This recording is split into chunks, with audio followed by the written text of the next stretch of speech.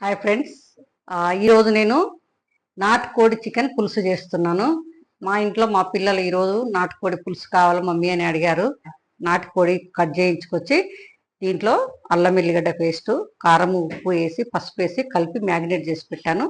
దీనికి కావాల్సినవి ఉల్లిగడ్డ, పచ్చిమిరపకాయలు, టమాటా, ఉప్పు, పసుపు, కారం, అల్లం ఎల్లిగడ్డ పేస్ట్, ధనియాలు, చెక్క, లవంగాలు, యాలక్కాయలు, గసాలు. ఈ నాటుకోడి పులుసుకు గసాలు చాలా ఇంపార్టెంట్.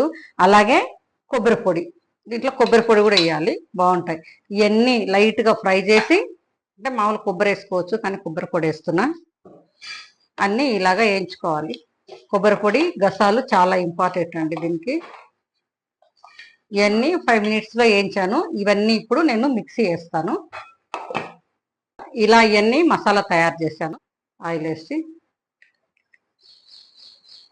మన ఇష్టం, తినాలనుకుంటే ఆయిల్ ఎక్కువ వేసుకోవచ్చు, తక్కువ వేసుకోవచ్చు. మామూలుగా నాటుకోడిలో ఆయిల్ ఎక్కువ ఉంటుంది. ఆయిల్ కాగింది, ఉల్లిగడ్డ 2 పచ్చిమిర్చి వేసాను.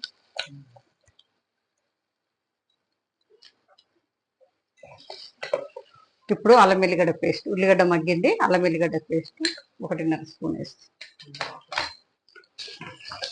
వేసి కొంచెం బాగా మగ్గిన తర్వాత ఇప్పుడు టమాటా వేస్తున్నాను. చిన్న చిన్న టమాటాలు 2 టమాటా. ఇదిగో చికెన్ వేస్తున్నాను. చికెన్ మ్యాగ్నేట్ చేసి పెట్టి 1 hour అయింది. పసుపు, ఉప్పు, అల్లం వెల్లిగడ్డ పేస్ట్ వేసి కలిపాను బాగా.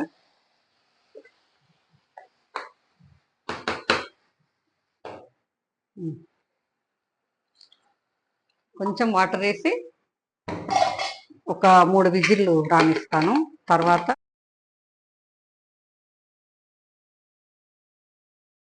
4 విజిల్స్ వచ్చేసినాయి.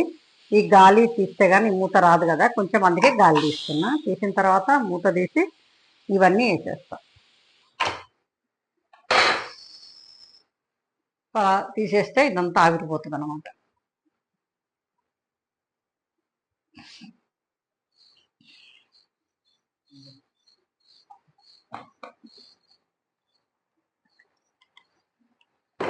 చూడండి, 4 విజిల్లకు ఉడికింది కదా.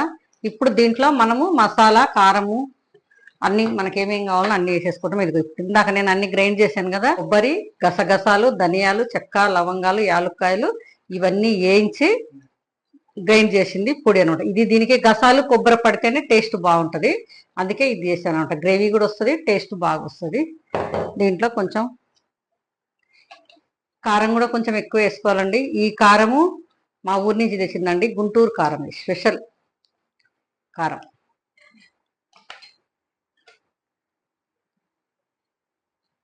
ఇది కొత్తిమీర కూడా వేసుకోవాలండి. ఇలాగా కొత్తిమీర కట్ చేయకుండా తుంచి వేసుకోండి, చాలా టేస్ట్ వస్తుంది. ఇలా వేసుకొని మళ్ళీ ఒక 4 విజిల్లు రావాలండి, ఎందుకంటే తొందరగా ఉడకదు. ఇది మన బాయిలర్ కోడిలాగా కాదు కాను.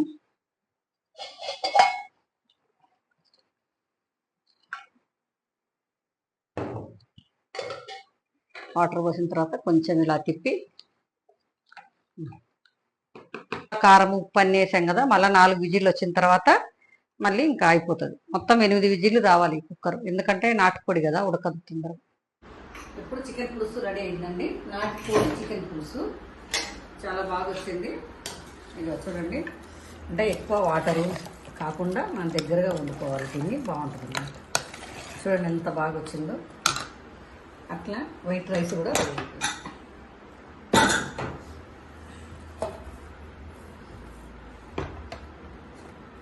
వైట్ రైస్ అయితేనే బాగుంటుంది. అంత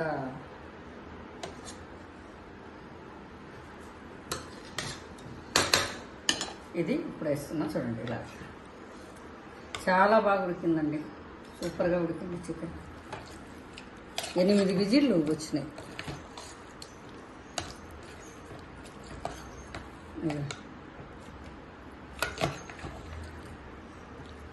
చూడండి, కాలుతుంది, నలిపి చూపించడానికి కాలుతుందండి. బాగుంది కదా నాటుకోడి చికెన్ పులుసు.